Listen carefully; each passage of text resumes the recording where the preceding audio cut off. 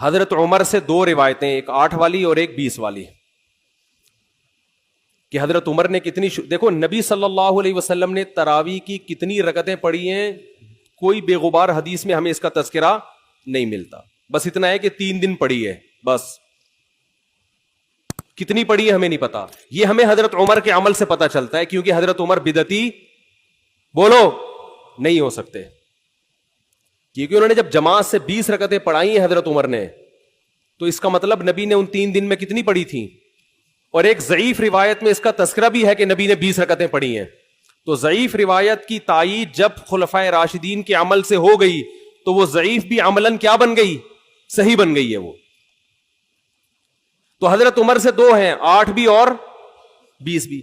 8 والی پر امت نے کسی امت نے عمل ہی نہیں کیا، کیونکہ وہ بالاتفاق مضطرب ہونے کی وجہ سے ضعیف ہے، سند کی وجہ سے نہیں بلکہ مضطرب. کیونکہ جو راوی حضرت عمر سے 8 بیان کر رہا ہے وہی کتنی بھی بیان کر رہا ہے؟ 20 بیان کر رہا ہے.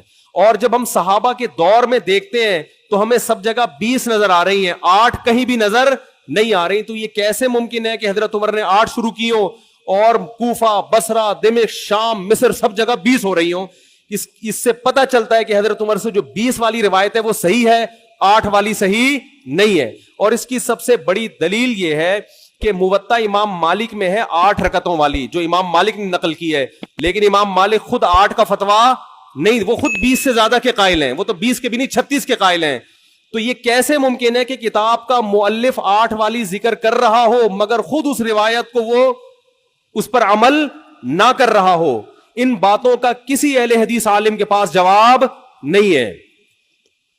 ترمذی میں ایک روایت پیش کی جاتی ہے امام احمد بن حنبل سے، یہ روایت ہے کہ اس میں کوئی مخصوص عدد ثابت نہیں ہے، جتنی چاہے پڑھ لو. لیکن امام احمد کی جو اپنی اصل کتابیں ہیں فقہ کی، اس میں امام احمد کے شاگرد جو امام احمد سے ذکر کرتے ہیں وہ ذکر کرتے ہیں امام احمد بن حنبل کے نزدیک بھی 20 رکعتیں مختار ہیں. سمجھ نہیں آ رہی میرا خیال ہے بات. تبھی فقہ حنبلی میں تراویح کی رکعتیں کتنی ہیں؟ 20. اور امام ابو حنیفہ کے نزدیک بھی. لوگ پتہ ہے مجھ سے کیا کہتے ہیں؟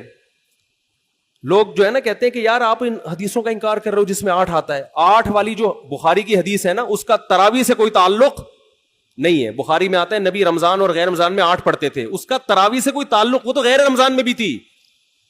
اتنی سینس نہیں ہے یار، آپ ہمیں قرآن و حدیث سکھا رہے ہو اور ہمیں اپنا مقلد بنا رہے ہو اتنے بڑے بڑے مجتہدین کی تقلید چھوڑ کے. میں لوگوں سے ایک بات کہتا ہوں، ایک قرآن و حدیث وہ ہے جو ابو حنیفہ، شافعی، مالک اور احمد بن حنبل نے سمجھا.